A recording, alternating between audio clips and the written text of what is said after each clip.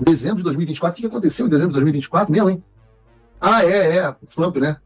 Entendi, Trump ia entrar em janeiro, né? Vou falar sobre tudo isso nesse programa, então eu peço a você que crave o dedo no like. Se você não cravou o dedo no like e não se inscreveu no canal até agora, meu Deus, esse é o dia.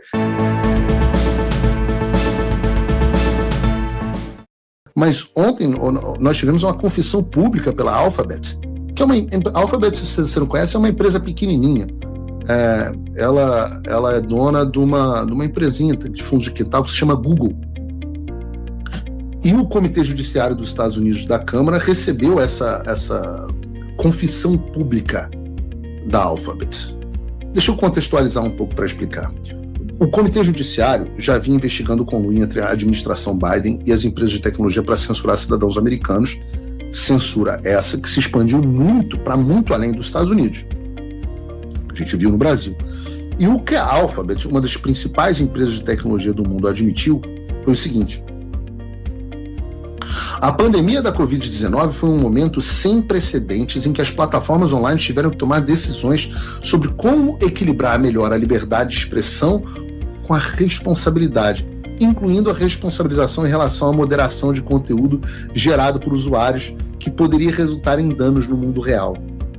Altos funcionários do governo Biden, incluindo autoridades da Casa Branca, realizaram repetidas e contínuas abordagens à Alphabet e pressionaram a empresa sobre certos conteúdos gerados por usuários relacionados à Covid-19 que não violavam as suas políticas. O que está dizendo aqui é que, em 2019, a Alphabet teve que decidir equilibrar entre liberdade de expressão ou serem os nossos pais e dizerem pra gente o que a gente poderia falar ou não. Quem fazia essa decisão? Desde gente da Casa Branca, que segundo eles estavam pressionando a empresa, até as estagiárias do cabelo roxo que achavam que iam consertar o mundo. Enquanto a empresa continuou a desenvolver e aplicar suas políticas de forma independente, autoridades do governo Biden continuaram a pressionar a empresa para remover conteúdos gerados por usuários, mesmo que não fosse violador. À medida que as plataformas online, eles estão falando de todas, mas incluindo a Alphabet, enfrentava essas decisões, autoridades de governo, incluindo o presidente Biden, criaram uma atmosfera política que buscava influenciar as ações da plataforma com base em suas preocupações sobre desinformação. Vejam, o que está sendo dito aqui é importante porque foi exatamente isso que aconteceu no Brasil. É quase igual, e eu vou explicar aqui a diferença. O que eles estão dizendo, e vejam como isso é um problema global, como não é uma coisa que a gente consegue resolver só no Brasil. Isso está muito sério, por exemplo, no Reino Unido, mudou as políticas de liberdade de expressão. Hoje o Reino Unido é um dos piores lugares para liberdade de expressão no mundo. Um dos piores. Não é?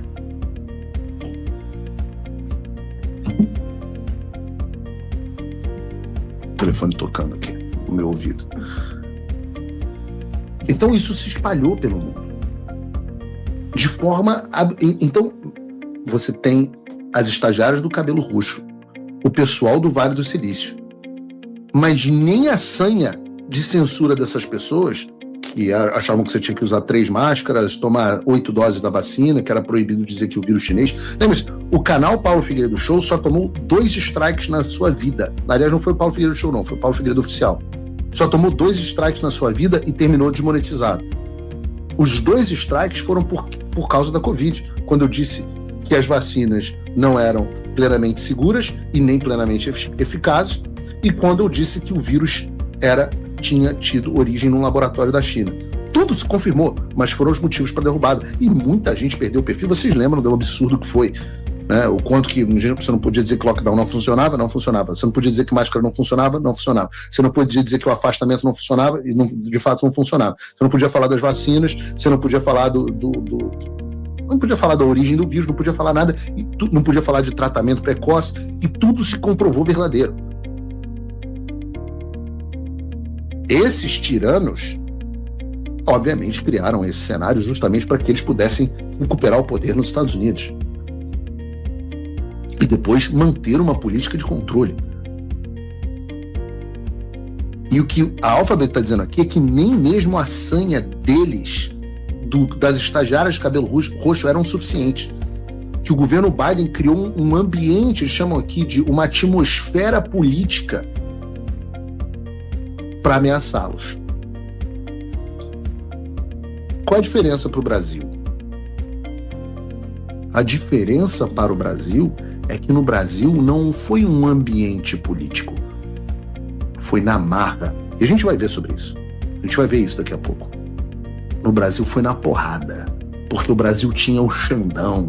O Brasil tinha um xerife.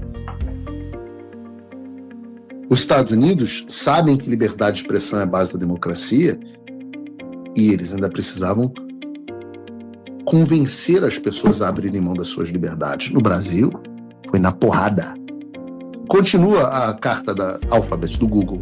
É inaceitável e errado quando qualquer governo, alô Brasil, incluindo o governo Biden, tenta ditar como a empresa modera o conteúdo. E a empresa tem consistentemente lutado contra esses esforços, com base na primeira emenda. Agora todo mundo do Google é defensor da liberdade.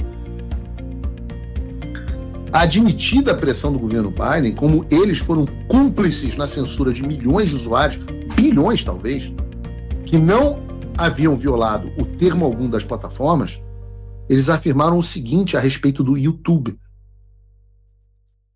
O YouTube leva a sério a importância de proteger a liberdade de expressão e o acesso a uma variedade de pontos de vista. As diretrizes da comunidade e os termos de serviço do YouTube se aplicam igualmente a todos os usuários, desde cidadãos comuns até figuras públicas mais visíveis, e a todos os tipos de conteúdo, independentemente do ponto de vista expresso. A empresa evoluiu de forma transparente a sua estrutura de políticas relacionadas à Covid-19 para garantir espaço para mais debate e discussão na plataforma. O YouTube nunca teve diretrizes da comunidade que proibissem a discussão sobre as origens da pandemia de Covid. É muita cara de pau. Nunca tiveram. B. Conforme anunciado publicamente em 2023, o YouTube encerrou várias políticas de conteúdo relacionadas à Covid 2019.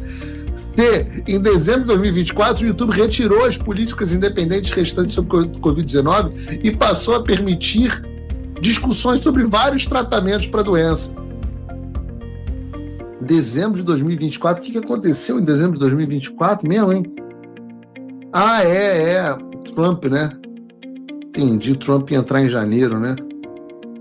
Eles continuam em questões centrais de conteúdo médico, as políticas do YouTube continuam a evoluir em linha com o ambiente dinâmico. Autoridades de saúde mudaram sua orientação ao longo do tempo e as políticas da Alphabet também evoluíram. Evoluíram para o que o Zezinho estava dizendo na esquina da padaria no Brasil. Evoluiu.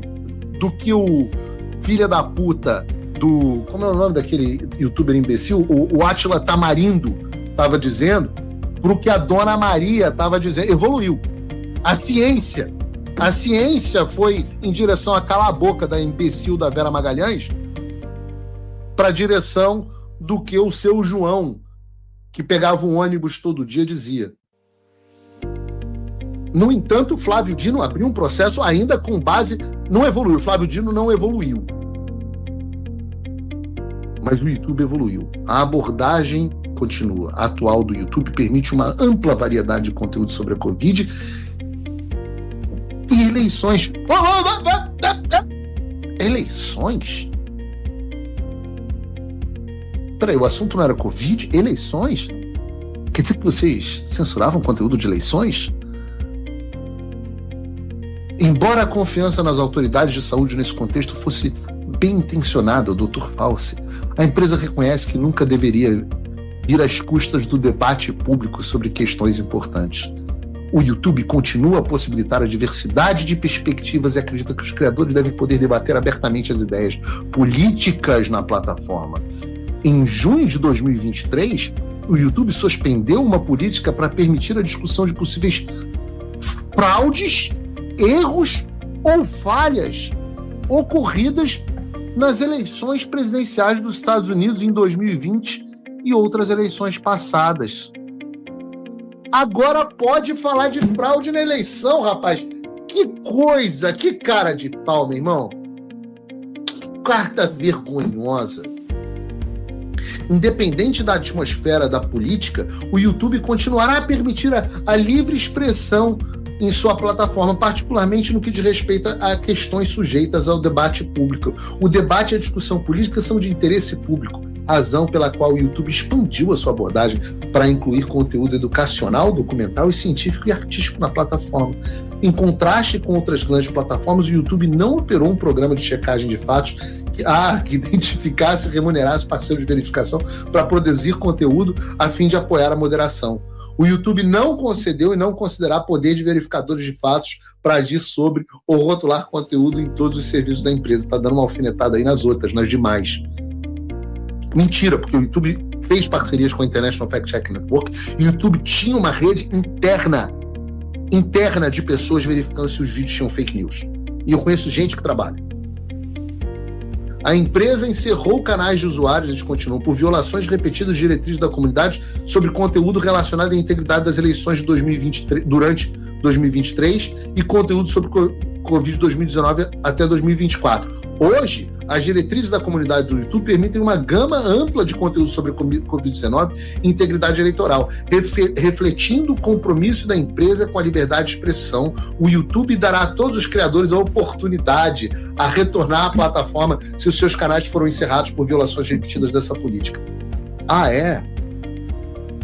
O YouTube valoriza vozes conservadoras em sua plataforma e reconhece que esses criadores têm grande alcance e desempenham um papel importante no discurso cívico.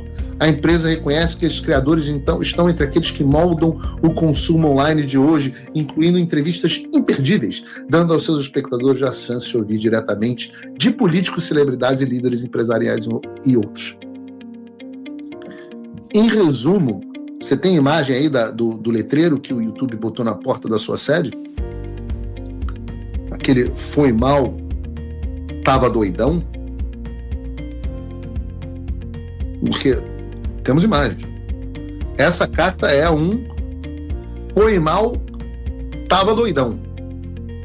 O YouTube admite que censuraram, né, usuários por postar conteúdo relacionado à Covid-19. Eu já disse, eu mesmo recebi 1 ou 2 strikes.